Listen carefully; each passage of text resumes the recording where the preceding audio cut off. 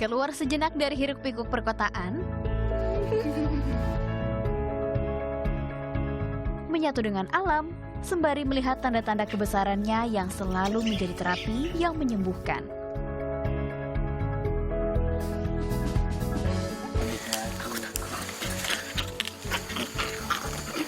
Ini udah mau matung aja dari tadi nih, ya Allah. Saksikan perjalanan saya, Hamidah Rahmayanti, bersama Gita Safitri. Menjelajah keelokan alam di ibu kota Sulawesi Selatan, hanya di Hala Living.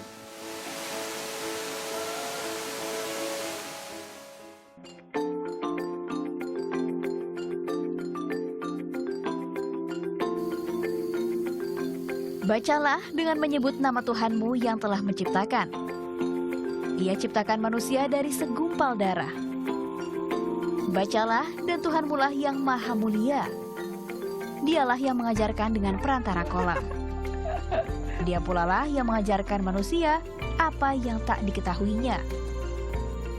Alam yang indah dengan keanekaragaman hayati di bumi Sulawesi amat sayang jika dilewatkan begitu saja.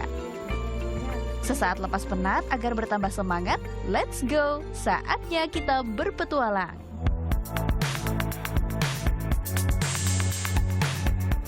Yeay, kita udah sampai. Assalamualaikum. Penasaran nggak kita lagi di mana? Kita lagi nggak outbound loh, Kita lagi di penangkaran kupu-kupu di Bantimurung. Bulu Saraung.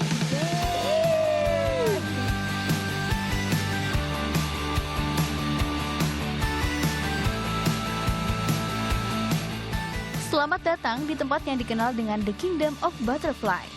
Sebuah julukan yang diberikan oleh naturalis asal Britania Raya, Alfred Russel Wallace.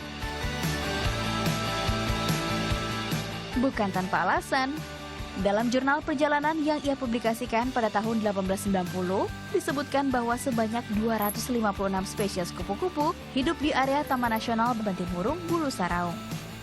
Masya Allah.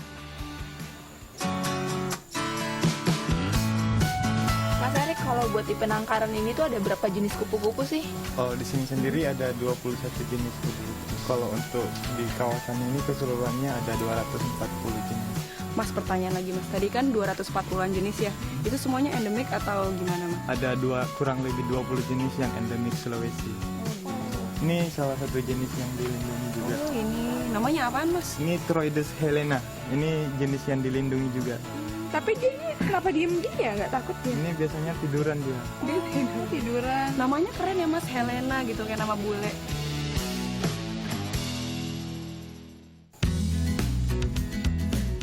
Pengembangan wisata yang terus tumbuh di kawasan tersebut menyebabkan populasi kupu-kupu berkurang.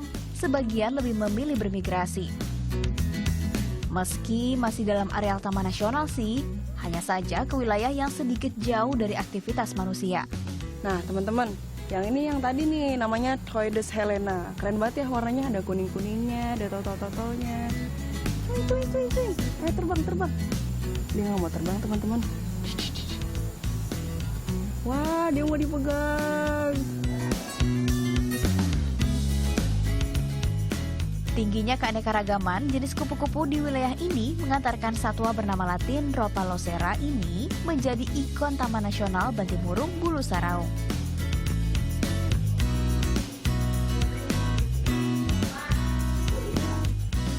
Tempat penangkaran seluas 7.000 meter persegi ini pun menjadi bukti atas komitmen pemerintah setempat dalam upaya penyelamatan populasi kupu-kupu.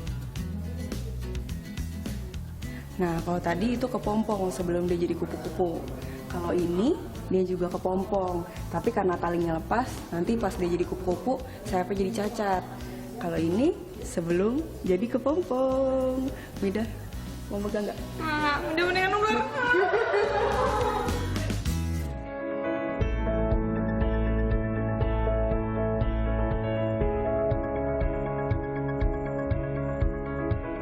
Dari seekor kupu-kupu, Midah dan Gita belajar satu hal, bahwa di balik rupa yang indah, terdapat proses metamorfosis yang panjang juga melelahkan.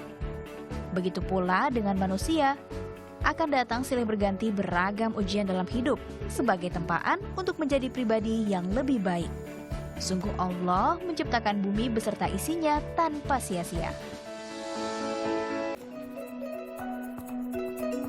Perjalanan jelajahi alam Makassar masih berlanjut.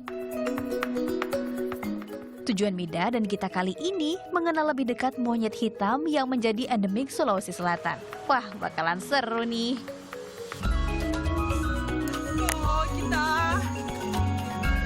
Untuk menemui mereka, kita harus berjalan sedikit masuk ke arah hutan. Doakan kita ya teman-teman, supaya bisa bertemu dengan si hitam yang lucu.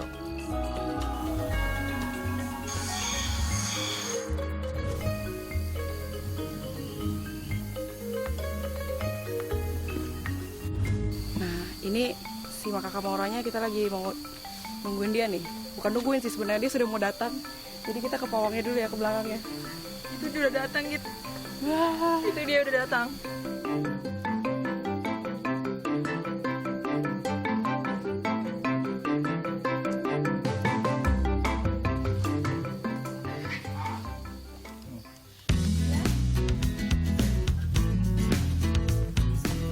Nah, kalau biasanya monyet memiliki ekor yang panjang, lain hal dengan makaka maura ini.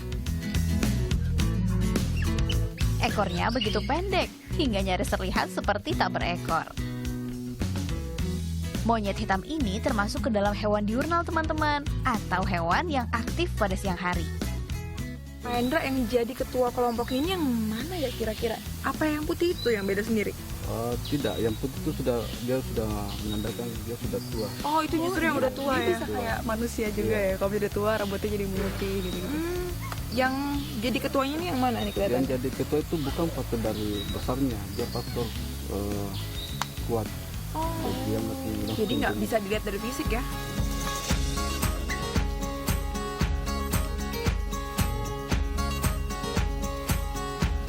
Makaka mauranya banyak banget.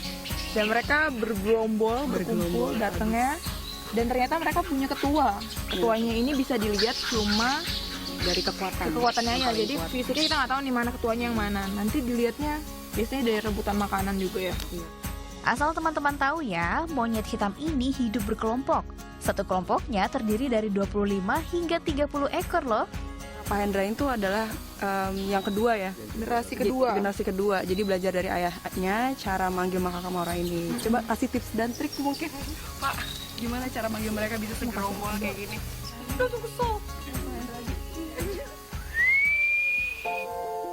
Tahukah, tidak semua orang bisa memanggil kawanan ini loh.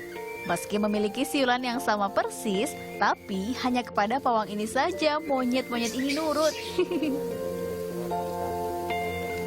Terus kalau dilihat dari maksudnya muka gitu nggak kelihatan ya mana cewek mana cowok gitu ya? Yang membedakan betina dengan jantan itu kalau betina itu dia pantalan, matanya dia merah. Oh, Jadi kalau yang membedakan abu-abu itu betina, laki-laki. Oh gitu. Berarti ini laki-laki ya? Iya.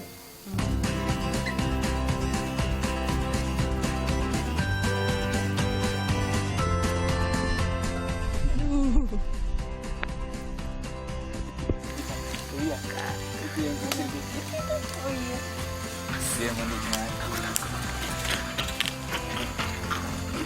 Ini udah mau matang aja dari tadi nih, ya Allah. Udah istighfar dalam hati. Baik-baikin zikir deh.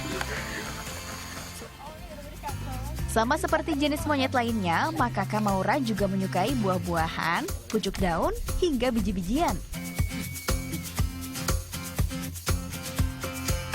Tapi perlu teman-teman ingat ya, memberi makan makaka maura ini tak boleh sembarangan. Harus seizin para petugas Taman Nasional terlebih dulu. Penakut.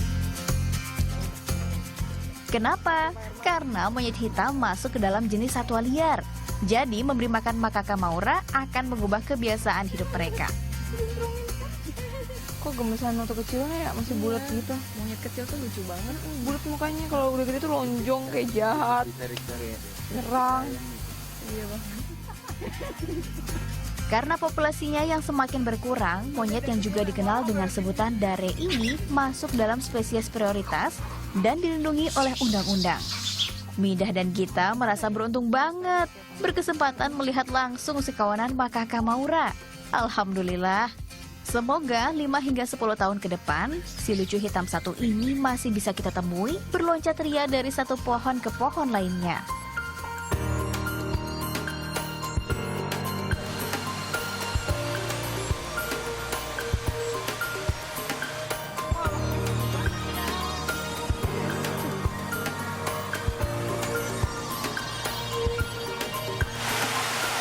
Puas bermain dengan hewan-hewan yang lucu, sekarang saatnya menghabiskan senja sambil melihat yang indah-indah. Air terjun Bantimurung. Secara harfiah, nama Bantimurung memiliki arti gemuruh suara air.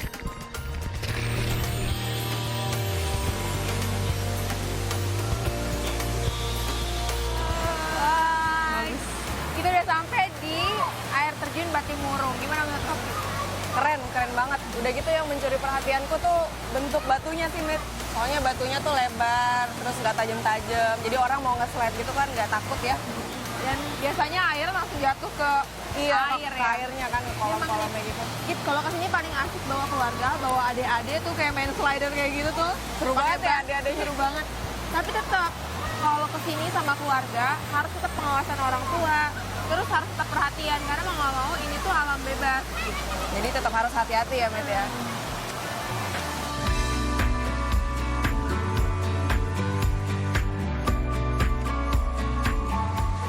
Yang telah menjadikan bagimu bumi sebagai hamparan, yang telah menjadikan bagimu di bumi itu jalan-jalan, dan menurunkan dari langit air hujan.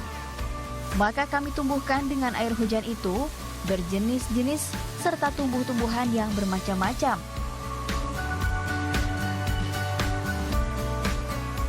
Maha benar Allah dengan segala firman-Nya. Sampai bertemu di Halal Living selanjutnya ya. Wassalamualaikum.